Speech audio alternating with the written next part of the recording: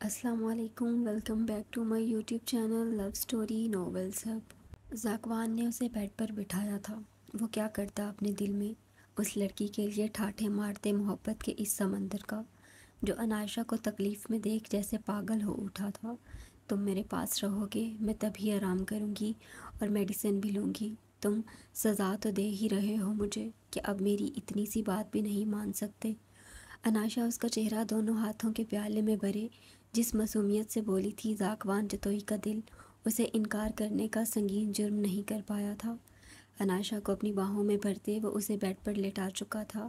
اس نے کال کر کے شبنم کو کہہ کر میڈیسن اور کھانا منگوایا تھا۔ وہ جانتا تھا کہ اس کی ضدی سردارنی نے کچھ بھی نہیں کھایا ہوگا۔ شبنم خوشی سے بلیوں اچھلتی کھانے کی ٹرے اور میڈیسن ذاکوان کو دروازے پر ہی تھما کر پلٹ گئی تھی۔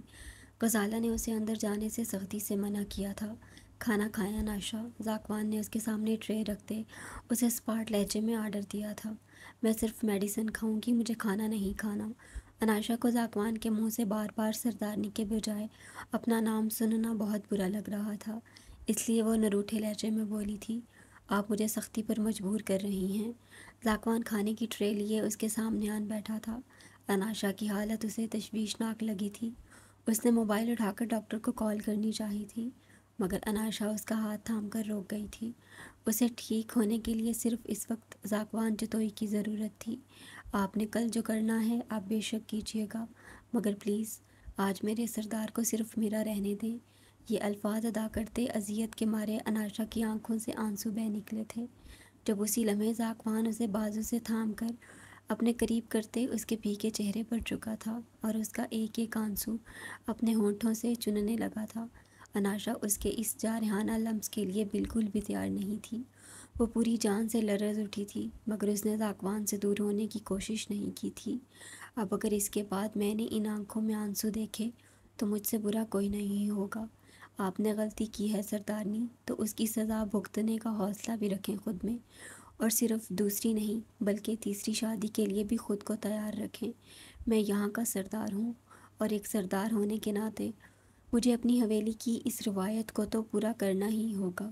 ذاکوان اس کی ٹھوڑی تھام کر چہرہ اپنے مقابل کرتا انتہائی سنجیدگی سے بولا تھا، آپ کو لگتا ہے میں ایسا ہونے دوں گی سردار سائیں؟ انائشہ نے اپنی دل نشیں رونے کی وجہ سے گلابی ہوئی آنکھیں اٹھا کر اس کی جانب دیکھا تھا۔ ذاکوان یک ٹک اسے ہی دیکھ رہا تھا۔ تم صرف انائشہ کے ہو ذاکوان جتوئی، اور تمہاری لائف میں میری جگہ کوئی نہیں لے سکتا، کوئی بھی نہیں۔ انائشہ دیوانگی بھرے انداز میں بولتی ذاکوان جتوئی کے غصے اور ناراضگی کو کافی حد تک کم کر گئی تھی۔ اگر ایسا کچھ ہوا تو وہ دن میرا اس دنیا میں آخری دن ہوگا، کیونکہ میں اپنی آنکھوں کے سامنے تمہیں کسی کا ہوتے نہیں دیکھ سکتی۔ انائشہ کی شدت پسندی اور جنونیت بتا رہی تھی کہ اس کی سردارنی اس سے کتنی محبت کرتی تھی۔ ذاکوان کا دل چاہا تھا اپنے پیار میں تڑپتی اپنی شرک سے بھی قریب تر اس لڑکی کو اپنے سینے میں بھینچ لے، اسے پوری دنیا سے چھپا کر خود میں رکھ لے۔ وہ دونوں اس وقت ایک دوسرے کے بہت زیادہ قریب تھے۔ آج اتنے دنوں بعد یزدان کی روشن آنکھیں دیکھ زرجان کا دل خوش ہوا تھا۔ اسے دیر سے ہی صحیح مگر یہ بات بہت اچھے سے سمجھ آ چکی تھی کہ یہ شخص اس سے بہت زیادہ محبت کرتا تھا۔ اتنے دنوں سے اس نے یزدان کی بے لوث محبت کو ٹھکرا کر جو گناہ کیا تھا، وہ اب اس کا ازالہ کرنے کا پورا ارادہ رکھتی تھی۔ عالیہ نے اس کے سامنے ساری باتیں یزدان سے بدگمان کرنے کے لیے کی تھیں، مگر وہ یہ نہیں جانتی تھی کہ سب الٹ ہو جائے گا۔ زرجان کو عالیہ کی باتوں سے ہی اس کی بات سمجھ آئی تھی کہ یزدان کے قصوروار اس کے خاندان والے ہیں، اور یہ تو پورے یقین سے کہہ سکتی تھی کہ یزدان اس کی بھابھی کو اغوا کرنے والا گھناؤنا فعل نہیں کر سکتا تھا۔ سوری، زرجان ذرا سا اوپر ہوتی اس کی پیشانی پر لب رکھتے بولی تھی، جبکہ یزدان شاہ تو اپنی بیوی کی ان اداؤں میں ہی جیسے بیٹھ چکا تھا اس سے پہلے کہ وہ کوئی گستاخی کرتا۔ زرجان اس کی نرم پڑتی گرفت کو توڑتی جلدی سے اس کی گود سے اٹھائی تھی۔ باہر سب پریشان ہو رہی تھیں آپ کا خراب موڈ دیکھ کر، میں ان کو بتا آؤں؟ زرجان نے یزدان کے گھورنے پر فوراً وضاحت دی تھی۔ جب یزدان اپنی جگہ سے اٹھا تھا، تم وضاحت نہیں مانگو گی مجھ سے ان باتوں کی جو عالیہ نے تم سے کہیں؟ یزدان کی سنجیدگی سے کہی بات پر زرجان چونکی تھی۔ وہ یہ سب کیسے جانتا تھا؟ آپ کیسے جانتے ہیں اس بارے میں؟ زرجان نے بے حد حیرانگی سے اس کی جانب دیکھا تھا۔ تمہارے ارد گرد کیا ہو رہا ہے، کون تمہیں مجھ سے کس طرح دور کرنے کی کوشش کر رہا ہے، میں سب جانتا ہوں۔ یزدان کی ورفت کی بھری نگاہیں اس کے حسین چہرے کا طواف کر رہی تھیں۔ زرجان کی آنکھوں سے بے اختیار آنسو بہہ نکلے تھے۔ یہ لوگ اب جتنی بڑی سازش بھی کر لیں، ہم دونوں کو جدا نہیں کر پائیں گے۔ یزدان کے چوڑے سینے میں سماتی زرجان پرسکون سی آنکھیں موند گئی تھی۔ یہ اناشا واپس کیسے آ سکتی ہے؟ اور سردار سائی نے اسے دھکے مار کر حویلی سے نکالا کیوں نہیں؟ کتنی مشکل سے میں اپنی منزل کے قریب پہنچی ہوں، یہ پھر سے پہنچ گئی۔ میرا کام خراب کرنے اس کا کوئی نہ کوئی بندوبست تو کرنا ہی پڑے گا۔ خالہ جلے پیر کی بلی کی طرح اپنے کمرے میں دن دناتی پھر رہی تھی۔ اسے تو یہی لگا تھا کہ اب اناشا کبھی واپس نہیں آئے گی اور زاکوان جتوئی اب پوری طرح اس کا ہوگا۔ وہی سردارنی ہوگی یہاں کی۔ اسی وجہ سے اس نے حویلی میں موجود اپنی حمایت کرنے والیوں کو بھی اپنے خلاف کر دیا تھا، مگر اناشا کے تیور اسے اتنی آسانی سے ہار ماننے والے نہیں لگ رہے تھے۔ وہ بہت بری طرح سے پریشان ہو چکی تھی۔ اس وقت اس کے ساتھ صرف اس کی ایک ملازمہ تھی جو اس کے دکھ سکھ سن رہی تھی۔ آپ پریشان نہ ہوں بی بی سائیں، سردار سائیں نے آپ سے شادی کرنے کا فیصلہ کر دیا ہے تو وہ اسے نہیں بدلیں گے۔ اب سردارنی سائیں چاہے جتنا بھی چیخیں چلائیں، کل ہونے والی شادی کو نہیں روک پائیں گی۔ ملازمہ کے منہ سے اناشا کے لیے سردارنی نام سن کر خولہ نے اسے زہرخند نگاہوں سے گھورا تھا۔ تم بھی دفع ہو جاؤ یہاں سے، میں اب کوئی رسک نہیں لینا چاہتی۔ میں بہت اچھے سے جانتی ہوں کہ سردار سائیں کا دل صرف اپنی سردارنی کے لیے ہی دھڑک رہا ہے۔ وہ مجھے شاید دھتکار بھی دیں، ایسا نہ ہونے دینے کے لیے اب جو میں کروں گی وہ بھی کوئی نہیں سوچ سکتا۔ خولہ کی آنکھوں میں اناشا کے لیے نفرت ہی نفرت تھی۔ آپ کیا کرنے والی ہیں بی بی سائیں؟ ملازمہ نے تشویش زدہ لہجے میں پوچھا تھا۔ وہی جس سے میرے راستے کا کانٹا ہٹ جائے گا اور سردار زاکوان جتوئی صرف میرے ہوں گے۔ خولہ نے سیدھی بات ابھی بھی نہیں بتائی تھی۔ خولہ کے کہنے پر وہ خاموشی سے روم سے نکل گئی تھی۔ اس کے جاتے ہی خولہ اپنی الماری کی جانب بڑھی تھی اور وہاں کے لاکر میں رکھی زہر کی چھوٹی سی ڈبیا باہر نکالی تھی۔ خان حویلی والوں کے وار سے تو بچ گئی تھی تم، مگر اب میرے وار سے نہیں بچ پاؤ گی۔ تمہارے ہوتے ہوئے میں سردار سائیں کو حاصل نہیں کر سکتی، اسی لیے تمہیں مرنا ہوگا۔ خولہ کے لہجے میں اناشا کے لیے نفرت ہی نفرت تھی۔ زرجان روم میں داخل ہوئی تھی جب اسے اپنا موبائل بجتا ہوا سنائی دیا تھا۔ وہ جلدی سے آگے بڑھتی کال اٹینڈ کر گئی تھی۔ کیسی ہو زری؟ زرجان جو انجان نمبر دیکھ کر کچھ سوچتے کال اٹینڈ کر گئی تھی، دوسری جانب سے اپنے بھائی کی آواز سن کر وہ جیسے اپنی جگہ ساکت ہوئی تھی۔ اتنے دنوں بعد اس کے بھائی کو اس کی یاد کیسے آ گئی تھی؟ اگر وہ اس کی اصلیت سے واقف نہ ہوتی تو اس وقت اپنے بھائی سے بات کرتے بے پناہ خوش ہوتی، مگر اس وقت اسے اپنے سکے بھائی کی آواز سن کر بالکل بھی خوشی نہیں ہوئی تھی، کیونکہ وہ بھی انہی روایتی مردوں جیسا نکلا تھا جو خود تو محبت کرنے اور اپنی مرضی کی شادی کرنا اپنا حق سمجھتا تھا، لیکن اپنی بہن کو صرف محبت کرنے کے جرم میں مارنا یا پیسوں کے عوض ظالموں کے حوالے کر دینا چاہتا تھا۔ یزدان جانتا تھا کہ زرجان اپنی فیملی کے خلاف ایسی باتوں پر یقین نہیں کرے گی، اس لیے اس نے ان لوگوں سے ہوئی بات کی ساری ریکارڈنگ زرجان کو سنائی تھی، جو سننے کے بعد زرجان کا دل اپنے گھر والوں کی سچائی جان کر بہت بری طرح ٹوٹا تھا۔ اس کی بھابھی اب تک اسے جو بھی سچ جھوٹ بتاتی آئی تھیں وہ صرف اس کے بھائی کی زبردستی کرنے پر کیا تھا۔ انہوں نے زرجان کو اس وقت اپنے بھائی سے شدید نفرت ہوئی تھی، جس کے لیے سگی بہن سے زیادہ اپنی روایات اور نام نہاد غیرت عزیز تھی۔ اس کے علاقے کے اکثر مرد عورتوں کو انسان ہی نہیں سمجھتے تھے۔ وہ چاہتے تھے کہ عورت اپنی خواہش اور احساسات کو ختم کر کے صرف ان کے کہے پر سر جھکائے، صرف وہی کرے جو وہ لوگ کہیں۔ ان کی مرضی کے خلاف جانے والی لڑکی کے ساتھ وہی سلوک ہوتا تھا جو زرجان کے ساتھ ہونے والا تھا، مگر اس کی قسمت اچھی تھی جو اسے یزدان شاہ جیسا ہمسفر ملا تھا، جس نے نہ صرف اس سے محبت کی تھی بلکہ اس کی عزت کا بھی پورا خیال رکھا تھا۔ اس کی مرضی اور خواہش کو ہمیشہ سر آنکھوں پر رکھ کر خود اذیت جھیلتا رہا تھا، جو صرف اس کی نہیں سب عورتوں کی عزت کرنا جانتا تھا۔ ان کے علاقے میں اپنی مرضی سے شادی کرنے والی لڑکیوں کو کاری کر دیا جاتا تھا۔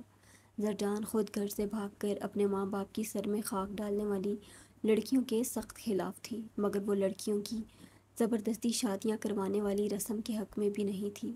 وہ چاہتی تھی ہر لڑکی کے پیرنٹس اسے اتنا حق ضرور دیں کہ وہ ایسا کوئی غلط قدم اٹھانے کے بجائے اپنے گھر والوں کے سامنے اپنی مرضی اور پسند رکھ سکیں، کیونکہ اس بات کا حق ہمارے اسلام میں بھی دیا گیا تھا۔ تو پھر ایک عام انسان کون ہوتا ہے یہ حق چھیننے والا؟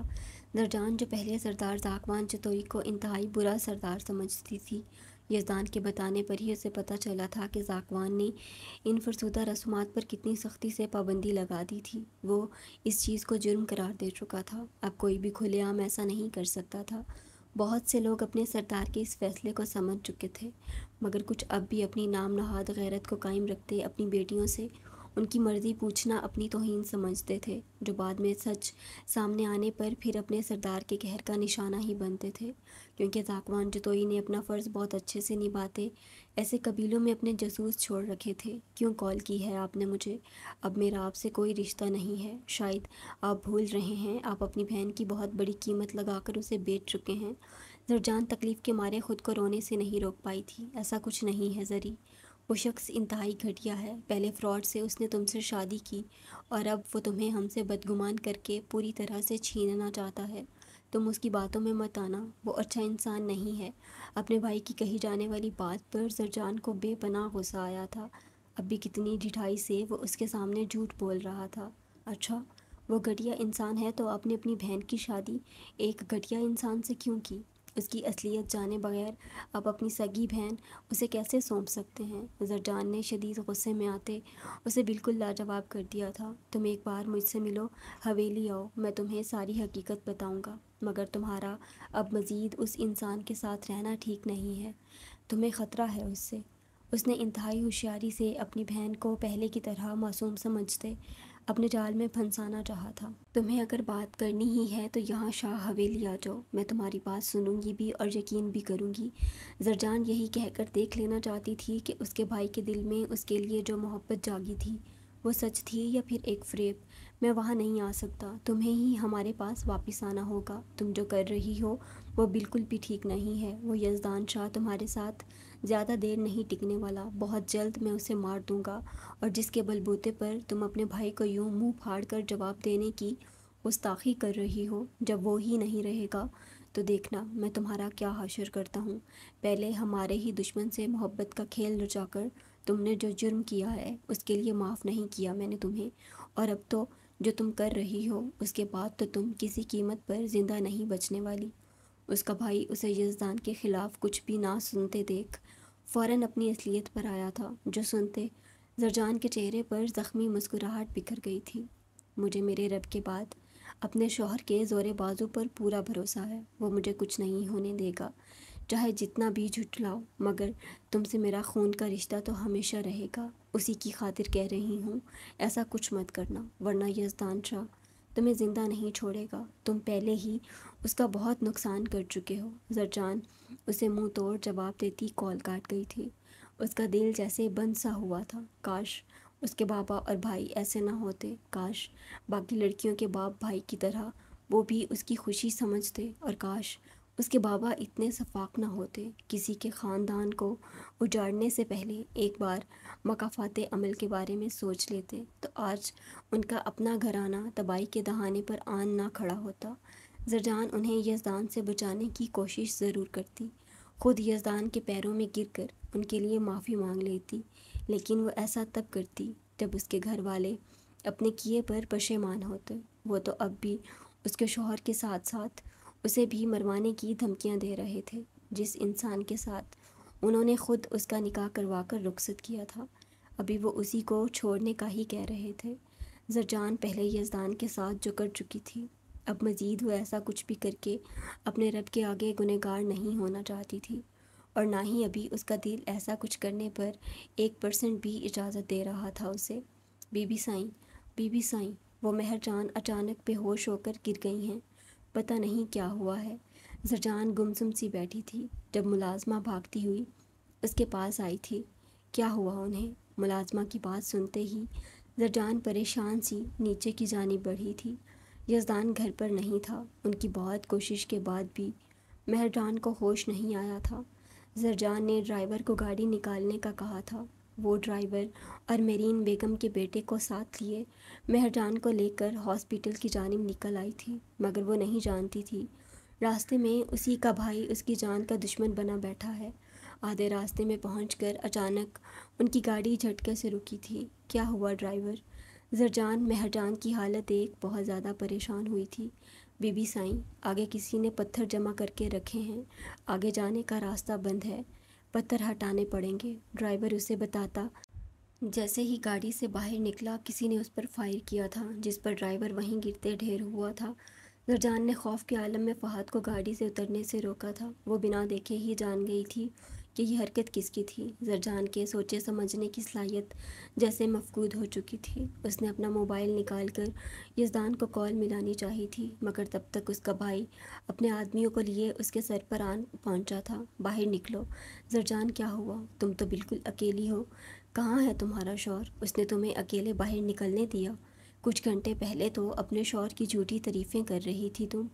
وہ اس کی کلائی کو سختی سے دبوچے اپنے ساتھ گھسیٹ کر لے جا رہا تھا۔ زرجان کے چیخنے چلانے کا بھی اس پر کوئی اثر نہیں ہو رہا تھا۔ چھوڑو مجھے، گھٹیا، میرا شوہر نہیں تم ہو جو اپنی ہی بہن کو اغوا کر کے بےغیرتی کی نئی مثال قائم کر رہا ہے۔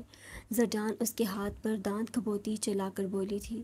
اپنے سامنے پہلی بار یوں اپنی بہن کو اونچی آواز میں بے خوفی کے ساتھ بات کرتے دیکھ وہ برداشت نہیں کر پایا تھا اور کھینچ کر ایک زوردار تھپڑ زرجان کے چہرے پر جڑ دیا تھا۔ وہ یہ وار برداشت نہ کر پاتے زمین پر جا گری تھی۔ زرجان کے چہرے سے نقاب پھسل گیا تھا، جس کی وجہ سے اس نے چہرہ جھکائے ہی رکھا تھا۔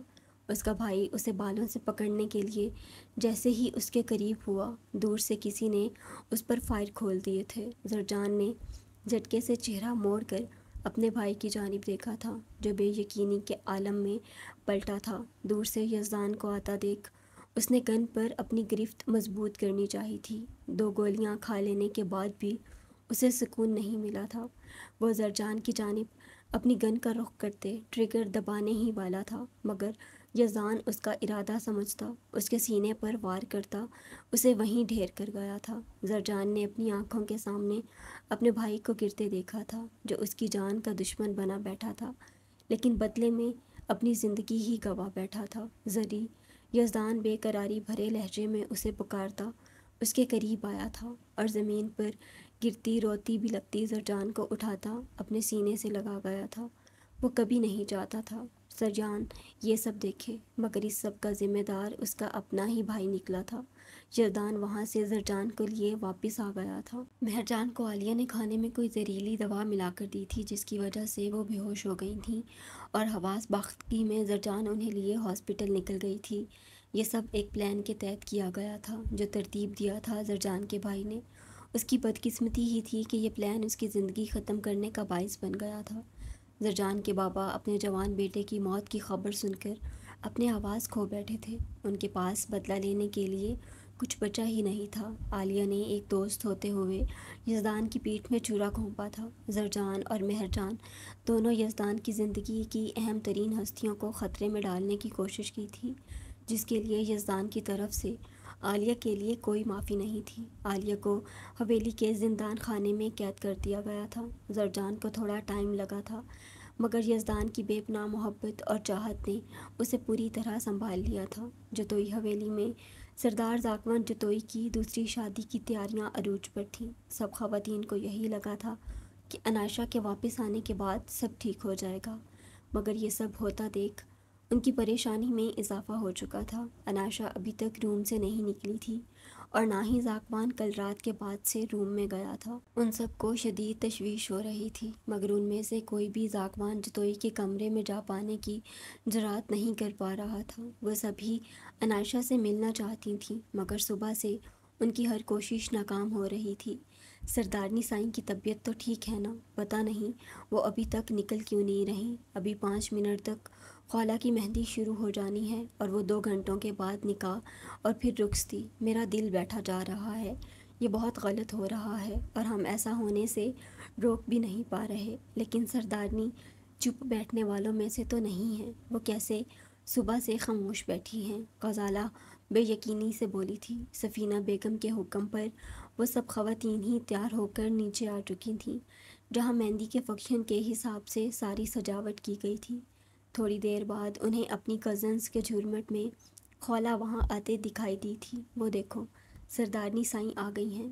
खौला अभी सोफे पर बैठी भी नहीं थी जब अचानक शबनम की पुरजोश आवाज़ पर सबने सीढ़ियों की जानिब देखा था, जहां ब्लू रंग के बलोची लिबास पहने पूरी तरह से तैयार अनाशा हुस्न और दिलकशी का पैकर मालूम हो रही थी। उसके होंठों पर भी धीमी सी मुस्कुराहट वहां मौजूद ख़वातीन के साथ साथ खौला को भी हैरान कर गई थी। लगता है बहुत बड़े सदमे की वजह से तुम लोगों की ये बेचारी साबका सरदारनी अपना ज़हनी तवाज़ुन खो बैठी है। खौला इस्तज़ाहिया मुस्कुराहट के साथ उन सब की जानिब देखती अपनी मतलूबा नशिस्त पर आ बैठी थी। सरदारनी साईं, आप ठीक हैं? गज़ाला परेशान सी उनकी जानिब बढ़ी थी। मैं बिल्कुल ठीक हूँ गज़ाला, सरदार साईं कहाँ हैं?